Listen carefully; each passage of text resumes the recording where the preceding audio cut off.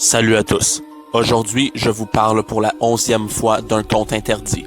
Et aujourd'hui, je m'attaque au second conte interdit du très bon Yvan Godbout, Boucle d'or, qui ne m'a pas déçu. Loin de là. Mais avant toute chose, de quoi ça parle? Une fillette se réveille dans la noirceur. Elle ne se souvient plus de rien, pas même de son nom. Autour d'elle, des caisses empilées, une poutre, une échelle qui mène jusqu'à elle ne sait où dans ces noires ténèbres. Mais d'abord et avant tout, il y a la noirceur et les ombres. Saisie de panique, elle fonce vers deux immenses portes battantes et s'extirpe de ces ténèbres. Une lumière aveuglante l'accueille. La lumière du jour. Elle vient de sortir d'une grange.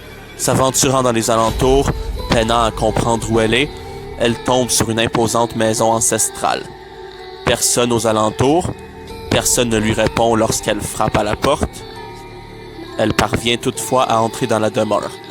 Une musique mélancolique l'y accueille, des restes de table abandonnés. Que comprendre de tout ça?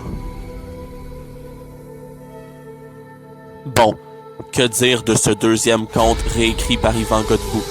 Je l'ai adoré.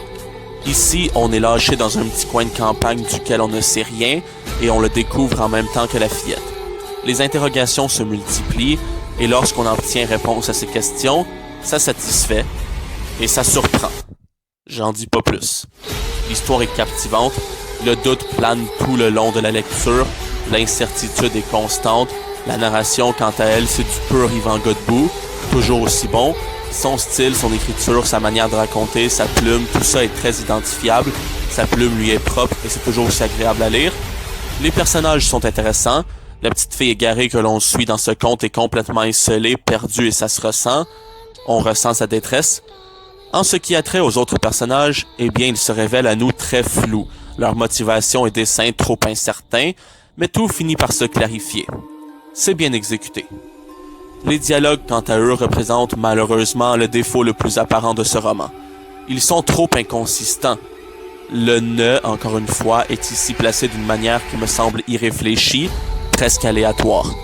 Par ailleurs, les dialogues sonnent un peu trop clichés par moments. Ce problème était déjà présent dans Hansel et Gretel, et c'est malheureux de voir qu'il figure ici aussi. C'est dommage. Peu importe. En conclusion, Boucle d'or est un très bon second conte interdit signé Yvan Godbout. Il est à la hauteur de la qualité de la première participation d'Yvan à ce collectif. Le périple tumultueux de cette fillette sans nom est captivant. Les personnages sont bien, la fin est bonne, seul hic, encore une fois, ce sont ces dialogues inconsistants et parfois clichés. Voilà. C'est tout pour aujourd'hui et je vous dis à la prochaine. Allez, salut!